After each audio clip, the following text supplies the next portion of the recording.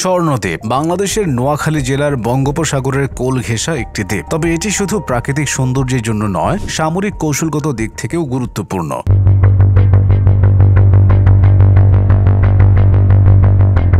আজকের ভিডিওতে জানাবো কিভাবে স্বর্ণদ্বীপ দক্ষিণ এশিয়ার সবচেয়ে বড় সামরিক ঘাঁটি হিসেবে গড়ে উঠেছে।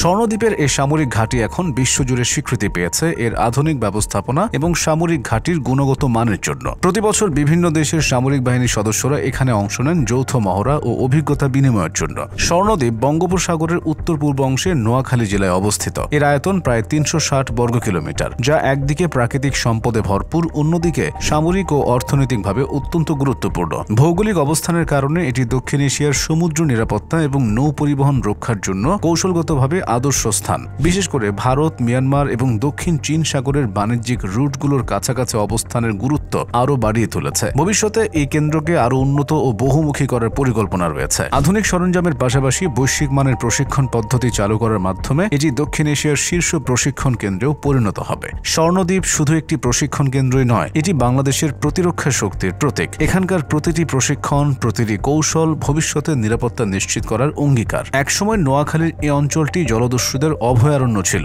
যা বর্তমানে বাংলাদেশ সেনাবাহিনী পুরো দ্বীপটিকে সামরিক ঘাঁটি হিসেবে গড়ে তুলেছে। এই সামরিক ঘাঁটি এমন একটি ঘাঁটি যেখানে কখনো খাদ্যের অভাব হবে না। নোয়াখালীর স্বর্ণদ্বীপে বাংলাদেশ সেনাবাহিনী খাদ্যে স্বয়ংসম্পূর্ণতার এক উজ্জ্বল দৃষ্টান্ত স্থাপন করেছে। স্বর্ণদ্বীপ, যা একসময় জনমানব শূন্য ও লবণাক্ত ভূমি ছিল, আজ সেটি খাদ্য উৎপাদনে স্বয়ংসম্পূর্ণ। বাংলাদেশ সেনাবাহিনীর উদ্যোগে আধুনিক কৃষি প্রযুক্তি ও সুশৃঙ্খল ব্যবস্থাপনায় এই দ্বীপে উৎপাদিত হচ্ছে ধান, সবজি, মাছ ও গবাদি পশু।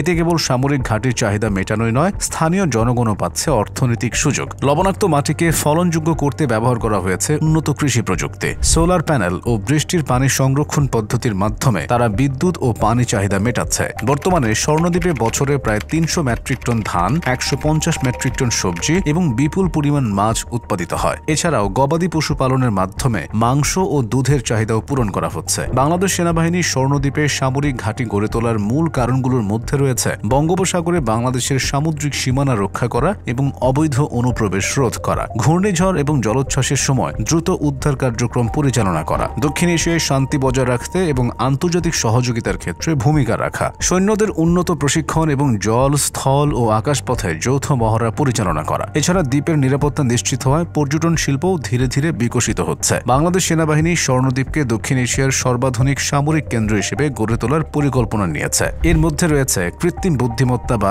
এআই, সাইবার নিরাপত্তা এবং উন্নত সমরাস্ত্রের ব্যবহার, অন্যান্য দেশের সামরিক বাহিনীর সাথে যৌথ মহড়া এবং প্রশিক্ষণ কার্যক্রম, দ্বীপের প্রাকৃতিক পরিবেশ রক্ষা এবং জলবায়ু পরিবর্তনের প্রভাব মোকাবিলা। স্বর্ণদ্বীপে দক্ষিণ এশিয়ার সবচেয়ে বড় সামরিক ঘাঁটি কেবল বাংলাদেশের নিরাপত্তার জন্যই নয়, আঞ্চলিক শান্তি ও স্থিতিশীলতার জন্য গুরুত্বপূর্ণ। ভিডিওটি ভালো লাগলে লাইক দিন, শেয়ার করুন এবং চ্যানেলটি সাবস্ক্রাইব করতে ভুলবেন না। কমেন্টে লিখুন আপনার দৃষ্টিতে স্বর্ণদ্বীপের সামরিক ঘাঁটি বাংলাদেশের জন্য কতটা গুরুত্বপূর্ণ।